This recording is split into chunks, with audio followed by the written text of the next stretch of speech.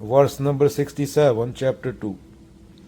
Just as a strong wind sweeps a boat off its charted course on the water, even one of the senses on which the mind focus can lead to intellect astray. Kathopanishad में आता है, God has made our five senses outward facing. Hence they are automatically drawn towards their objects in the external world, and even one of the senses on which the mind focus has the power to lead it astray. हिरन होता है, उसको sound से प्रेम होता है, Hunter उसका use करता है और उसे फंसा लेता है और मार देता है. मधुमक्खी होती है, वो खुशबू से अट्रैक्ट होती है. जब वो खुशबू के चक्कर में रस चूसने का प्रयास करती है तो रात के टाइम सूरज नहीं होता तो फ्लावर बंद हो जाता है, वो फ्लावर के अंदर ट्रैप होकर मर जाती है. Fish are trapped by the desire of eating and they swallow a weight of the fisherman. मच्छी भी ऐसे फंस जाती है. पतंगे आग से अट्रैक्ट होते हैं और जल जाते हैं. एलिफेंट टच से अट्रैक्ट होते हैं तो हंटर उनको ही फंसा लेता है. All these creatures get drawn toward their death by one of the senses. तो ये सेंसेस ही हैं जो इन जानवरों की मौत का कारण बनती हैं. What then will be the fate of a human being who enjoy the object of the senses? तो फिर इंसान का क्या होता है जो सेक्स और खाने और लालच और इन चीजों के बारे में सोचता रहता है? उसकी जिंदगी व्यर्थ हो जाती है, वो पशु बन के रह जाता है. क्योंकि पशु भी सेंस के चक्कर में जीता है और इंसान भी. तो इंसान पशु में फर्क क्या हुआ? इसी में फंसा रहता है इंसान और खुद से झूठ बोलता रहता है कि मैं धार्मिक हूं. इकट्ठ में खड़ा होके माथा टेक आता है तो उसको लगता है मैं धार्मिक आदमी हूं. तो श्री कृष्ण यही अर्जुन को वार्न करते हैं कि ये जो सेंसेस का चक्कर है, इनसे ऊपर उठ. ये इंसान को बर्बाद कर देता है. आदमी को पता नहीं चलता उसकी जिंदगी में जो थोड़ा बहुत उसको टाइम मिला था वो कहां गया. अंत टाइम में सोचता है वो, अरे खत्म. सेल्फ हेल्प की बुक्स बहुत चल रही हैं, लोगों को मूर्ख बहुत बनाया जा रहा है. कोई प्रोजेक्ट करना है, बंदा बोलता है लो सेल्फ स्टीम है, कॉन्फिडेंस नहीं है. क्यों चाहिए कॉन्फिडेंस? कॉन्फिडेंस क्यों चाहिए? नहीं, मुझे काम करना है. काम क्या काम करना है? प्रोजेक्ट करना है. क्यों करना है? पेट भरना है. अरे पेट भरने के लिए प्रोजेक्ट वो क्यों करना जिसके लिए तुझे कॉन्फिडेंस चाहिए? इसका मतलब तेरे अंदर कोई चीज है जो वो काम से विरोध कर रही है, तो फिर भी पैसे के लिए कर रहा है और तो खुशी चाह रहा है. कृष्ण तो बोले कोई भी काम क्यों करना. बाबा नानक तो बोले कोई भी काम क्यों करना. बाबा नानक क्या सब्जी बेच रहे थे क्या मंडी में बैठ के, या दुकान पे बैठ के दाल रोटी? और लोग खुद को धार्मिक बोलते हैं, हाई कॉन्फिडेंस चाहिए. अरे भाई, जो काम तुम्हें करना नहीं चाहिए, पूरी दुनिया वो काम कर रही है और फिर उन्हें कॉन्फिडेंस चाहिए. नहीं, पेट तो भरना है, बीवी है, मां बाप है, रिश्तेदार है. अरे अकेला आया था अकेला जाएगा. बाबा नानक ने किसी की सुनी थी, बुद्ध ने किसी की सुनी थी, महावीर ने किसी की सुनी थी, कबीर ने किसी की सुनी थी? तो है, तो प्राकृतिक है. और जो तुझे वो काम करने में मजबूर कर रहे हैं, जो तेरे अंदर चीज बैठी है वो विरोध कर रही है, उसका वो क्यों करना? वो पाप है. और वो सारे रिश्ते नाते सब पाप है. कल को तू जाके दो आदमियों को गोली मार देगा, तेरे को सुपारी देगा, अरे मेरे को मेरे बच्चों का पेट भरना था. भगत सिंह को फांसी देने वाले जल्लाद भी यही थे, मजबूरी थी. दो बच्चे थे उनके, अंग्रेजों से पैसे ले रहे थे. तो कोई भी काम क्यों करना? इंसान हो, सोच सकते हो, अंदर वो बैठा है खसम. मन की शुद्ध अवस्था कोई वो बोला गया है. धार्मिक सब बने फिरते हैं, किसी को पता ही नहीं. सब सुबह उठ के चले जाते हैं, मैं तो कोक में काम करता हूं. कोक ने क्या किया पृथ्वी का वो पता है. मेरा लड़का कोका कोला कंपनी में काम करता है। अरे मेरे को $2 मिलियन दे, मैं भीख मांग के खा लूंगा सड़क पे, कोका कोला कंपनी में काम नहीं करूंगा। आज तक मेरे को यहां पे काम करता हूं, वो लोग मेरे से वर्दी नहीं पहना पाए, नहीं पहनूंगा, उखाड़ ले जो उखाड़ना है। अगर धक्का करेगा तो बथाड़ा तोड़ दूंगा मुक्का मार के, दांत बाहर आएंगे। काम करता हूं, जितना पैसा लेता हूं उससे 10 गुना ज्यादा करता हूं। पर ये बोलेगा कि मेरे को ये कंपनी की वर्दी पहन के सर्टेन, मेरे को नहीं पहनूंगा, उखाड़ ले जो उखाड़ना है। कबीरों की मानो या तुम्हारी मानो पूरे समाज की? कबीर को, बाबा नानक को, विवेकानंद को कॉन्फिडेंस की जरूरत थी? काम हो रहा था बस, क्योंकि काम सही था, नींद भी नहीं आती थी उनको। ऐसा काम होना चाहिए, ऐसा नहीं कि सुबह 4 गोलियां खाते हो, मेरी तो मजबूरी है। अरे क्या ऐसी जिंदगी, इससे अच्छा कोठे से कूद जाओ, मर जाओ। क्या फालतू में 40 साल लाश बन के घूम रहे हो? खत्म करो, झूठे ड्रामे कर रहे हो, घर वालों से झूठ, पत्नी से झूठ, समाज से झूठ, मंदिरों मस्जिदों में झूठ, गुरुद्वारों में झूठ। असली बाबा नानक को तुम्हारी हिम्मत नहीं, असली बाबा नानक के सामने खड़े हो जाओ, मूर्तियों के सामने, फोटो के सामने, नकली कबीरों की फोटो के सामने खड़े होते हो, क्योंकि फोटो बोलती नहीं, अपने मतलब से मतलब निकाल के। एक बंदा धार्मिक नहीं है। हम ये भी बोलते कोई आदमी अच्छा है, कोई आदमी कीमती है, तो वो आपके लिए कीमती है, आपकी ईगो के लिए कीमती है, क्योंकि उससे आपको कुछ मिल रहा है। अगर नहीं मिलता तो कीमती ना कीमती हो जाता, वो कीमती नहीं रहता। इसलिए तुम जब किसी को बोल रहे हो वो आदमी अच्छा है, तो अपने आप को ही बोल रहे हो, क्योंकि वो तुम्हारे किसी काम आ रहा है, जहां उससे फ्यूचर में उम्मीद है कि वो मेरे काम आएगा। अगर वो काम नहीं आया तो वही आदमी को तुम गाली दोगे, तो तुम आदमी को देखते कहां हो? तुम्हारी ईगो, तुम्हारा अहम अपने फायदे को देखता है। आदमी को तो हम देखते ही नहीं, ना रिश्तेदार को, ना भाई को, ना बहन को, ना मां को, ना बाप को, किसी को नहीं देखते। फायदा उससे क्या मिलेगा, वो बात होती है सीधी। वो आदमी अच्छा है, या तो उससे उम्मीद है कि वो मेरे काम आएगा, फ्यूचर में मुझे कुछ मिलेगा उससे, या मिल रहा है। तो दूसरे आदमी के लिए वो आदमी गलत हो सकता है, जैसे उम्मीद नहीं है कि इससे मेरे कुछ मिलेगा, उसको मना कर दिया उसने। तो हम धार्मिक कहां हैं? हम खुद का नहीं पता। जिसे आदमी खुद का नहीं पता, उसे ऐसे कैसे धर्म का क्या पता होगा? धर्म नाम की शय क्या है? वो बंदरों को पकड़ेगा धर्म के नाम पे, बंदरों के सर पे पत्थर मारेगा, या कोई पागल होके, कोई एक झंडे के लिए लड़ रहा होगा, एक झंडा एक ने लगा दिया, एक ने उतार दिया, 10 बंदों ने एक दूसरे को मार डाला, और बोलेंगे हम धार्मिक है, फोटो आएगी उनकी अखबार में। हम ऐसे धार्मिक हैं? ऐसे पशु हैं हम धर्म को जानते भी कहां है? और आबादी हमने 8 बिलियन कर दी, 10 बिलियन हो जाएगी 2050 तक। जो खुद को नहीं जानता, बंदर बच्चा पैदा करेगा तो बंदर का बच्चा क्या होगा? बंदर। इंसान बन जाएगा तो इंसान की जो सोच है वो उसके ज्ञान से निकलेगी। ज्ञान माने नेति, नेति, नेगेशन, नेगेशन। तो हम में से धार्मिक कोई नहीं है। जो आदमी खुद को हिंदू सिख बोल रहा है, उनको बोलो गीता के या गुरु ग्रंथ साहिब के 3 श्लोक बता दे, उसका अर्थ बता दे, नहीं बता पाएगा। अरे तू सिख कहां से हुआ? अगर तुझे अपनी धार्मिक किताब के 3 श्लोक नहीं पता है तो काहे का धार्मिक? क्या पखंड कर रहा है? किसको झूठ बोल रहा है? खुद को फुद्दू बना रहा है क्या?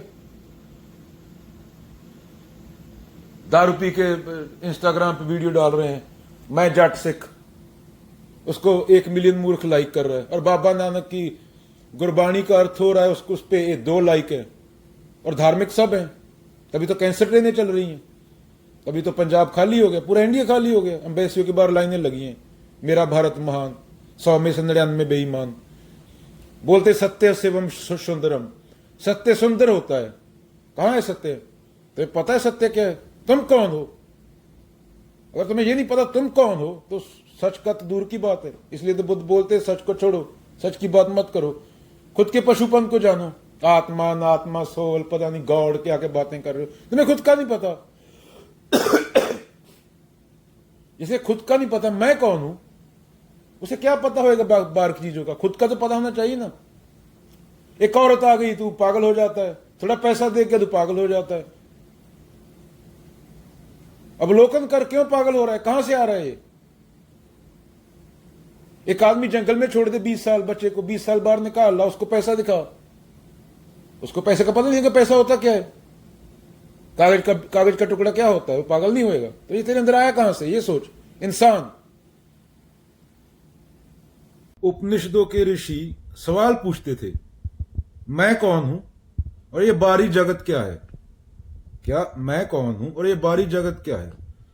तो उन्होंने देखा, बहुत ईमानदार अवलोकन करने वाले सीधे साधे लोग थे, सहज लोग थे, कि ये जो बाहर का जगत है जो दिखाई पड़ रहा है, ये पूरा चेंज हो रहा है, पूरा चेंज हो रहा है, और सत्य जो है वो बदल नहीं सकता।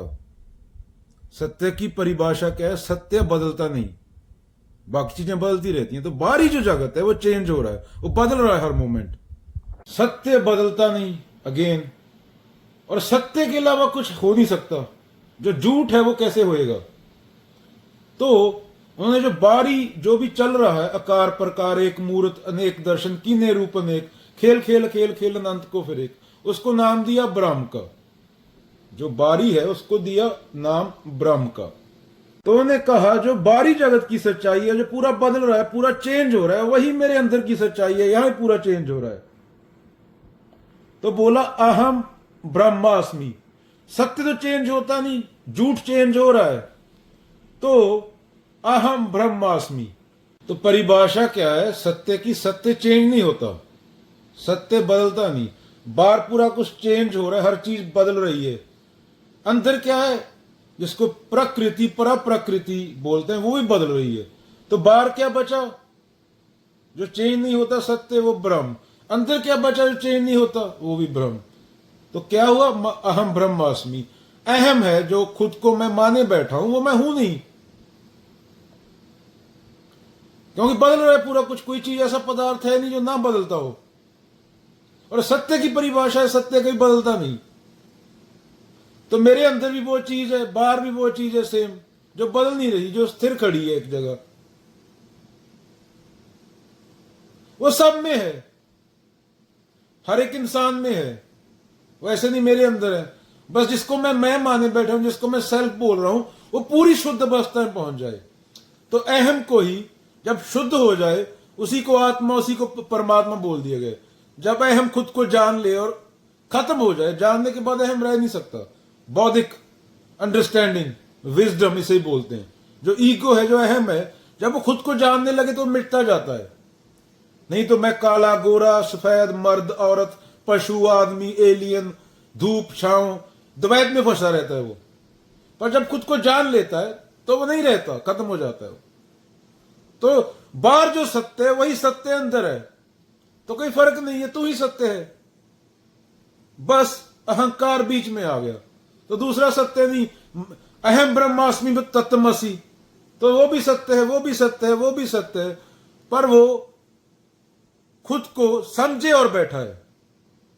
और ये है अहम, और अहम ही दुनिया की पूरी समस्या का जड़ है। अगर अहम नहीं होता तो 8 बिलियन कबीर होते, तो पुलिस नहीं होती, आर्मी नहीं होती, ये मार्केटें नहीं होती, समंदर गन से नहीं भरे होते, दुनिया के 90% दरख्त काटे नहीं जा सकते होते। कबीर तो जान लेगा ना कि मेरी सांस उस दरख्त की वजह से चल रही है, दो है नहीं, वो दरख्त मैं हूं, मैं वो दरख्त हूं। लकड़ी कहे लोहार से तू क्या जा रहे मोहे, एक दिन ऐसा आएगा मैं जा रूंगी तो है। तो जब एक ही है, मैं खुद को ही मार रहा हूं। जब वो दरख्त को काट रहा हूं, जब मैं मीट खा रहा हूं तो खुद को ही खा रहा हूं, अपनी मौत है वो, एक कमकार। तो संतों ने, ऋषियों ने बोल दिया, नेति नेति कर दिया, पूरे गलत को निकाल दिया। ये मेरा, ये तेरा, ये बहन, ये भाई, ये दुश्मन, ये दोस्त, ये धूप, ये शाम, ये समय, ये स्पेस, पूरा खत्म। जो मन से ना उतरे माया का ये सोए। काल, डेथ, मौत, समय, जेती मन की कल्पना, काल कावे सोए। मीराबाई आश्रम जाती है तो बोलते हैं यहां सिर्फ पुरुष अलाउड है। मीराबाई आश्रम जाती है, संत मीरा होती है जो, कि यहां पे सिर्फ पुरुषों को आना है, औरत नहीं आ सकती। तो मीराबाई बोलती है पुरुष औरत है कहां, पुरुष तो एक ही है, पुरुष तो एक ही है, मर्द एक ही है, जिसका कोई नाम नहीं है, जिसके बारे में बोला नहीं जा सकता, जिसको निराकार बोला गया है, जिसको तू बोला गया है, वो समझाने के लिए बोला गया है। वहां पे चुप है सिर्फ, ना स्पेस है, ना टाइम है, ना कुछ बोला जा सकता है, ना कुछ सोचा जा सकता है, ना कुछ नेति पूरा मैं का खात्मा है वहां पे। तो पुरुष तो एक ही है, मीराबाई बोलती है, बाकी ये पुरुष कहां से आ गए। तो बोलती है जो संत अंदर बैठा, जो भेदभाव कर रहा है वो संत ही नहीं है, तो काहे का संत। जो जेंडर के नाम पे भेदभाव कर दिए, भेदभाव तो माया का काम है, तेरा मानसिक कचरा है वो। तो प्रकृति जब खुद को जान लेती है तो पुरुष बन जाती है। पुरुष और प्रकृति दो होते हैं वैसे। तो जब प्रकृति ने खुद को जान लिया, वो पुरुष हो गई, वो मर्द हो गई। मीराबाई को एक होगी उसके साथ, तो मीराबाई पुरुष स्त्री से ऊपर उठ गई ना। एकमकार बोला गया, निराकार बोला गया, वही एक वो है, बाकी तो सब कचरा है। तो मीराबाई बोलती है ये तुम्हारा संत कहां से पुरुष हो गया, पुरुष तो एक है, और उसके बारे में बोला नहीं जा सकता। बोल दिया तो पाप होगा, क्योंकि निराकार के बारे में क्या बोलेगा तू, सत्य के बारे में क्या बोलेगा तू। जो बोलेगा वो तेरी दिमागी नॉलेज है। तो भेदभाव, रंग, औरत मर्द, ये वो पूरा कचरा, कुत्ता बिल्ला, छोटी जात बड़ी जात, गुरुद्वारा मंदिर मस्जिद, उस अनंत को, उस एकमकार को जिसको कबीर जी ने बोला है तू करता तू, उसको तू कहां बिल्डिंगों में घुसाएगा। माथा किसको टेकेगा, माथा उसको टेका जा सकता है जिसका कोई रंग रूप हो। तो फिर तूने दो बना दिए, एक कमकार। इसलिए बोलता हूं, समझा नहीं कोई। मीराबाई बोलती तुम्हारे दिमाग में भेदभाव, तुम संत का एक पखंड के कर रहे हो। मैं औरत तो इसलिए अंदर नहीं जाने दे रहे। वहां पे औरत मर्द क्या, वहां पे एक ही है, दूसरा है नहीं कोई। जहां पे दूसरा आ गया वो तुम्हारा बहम है। लोग गीता पढ़ते नहीं, यही बोलते रहते हैं ये क्या कहेगा वो क्या कहेगा। अरे भाई, दुनिया की सिर्फ 6% आबादी है जो 65 साल की उम्र तक जीती है, सिर्फ 6%। तो आज से 30 साल बाद वो और तू जिंदा हो, इसके चांस 6% है सिर्फ। 40 साल तक तो ना वो होगा जो बोल रहा है, ना तू होगा। तो प्लेटो यही बोलता था कि जियो भाई, जी क्यों नहीं रहे। वो बोलेगा, ये बोलेगा, ये बोलेगा, 40 साल बाद कहां होंगे, कोई नहीं होएगा। जीने का मतलब अपने से बड़ा कोई काम करना, जो मैं मेरा से ऊपर उठ के हो थोड़ा। पर सक्सेस की मतलब वही परिभाषा ही बदल दी। दुनिया में सिर्फ 6 या 7% आबादी है, 100 में से अनुपात निकालोगे, जो 65 साल की उम्र तक जीती है। तो बोलने वाला भी नहीं होगा 30 साल तक, सुनने वाला भी नहीं होगा, चांस ये है। तो जब हो, बोल सकते हो, सोच सकते हो, तो क्यों नहीं सोचते, क्यों नहीं बोलते। तुम्हारी ज्योग्राफी के मुताबिक तुम्हारी कंडीशनिंग रहती है।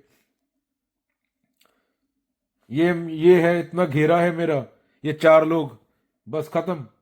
यहां पे ये करना, वो करना 40 में, ये करना 50 में, ये करना 60 में, ये करना, सेट फिनिश।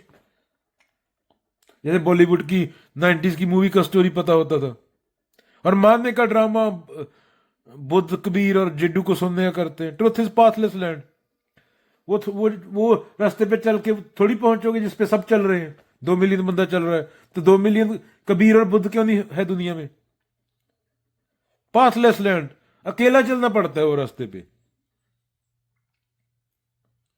सच के रास्ते पे। नहीं तो फिर पूरी दुनिया बुद्ध, कबीर, बाबा नानक हो गई होती। कौन दिखता है यहां पे। गोलियां चल रही हैं, रेप हो रहे हैं, बलात्कार हो रहे हैं,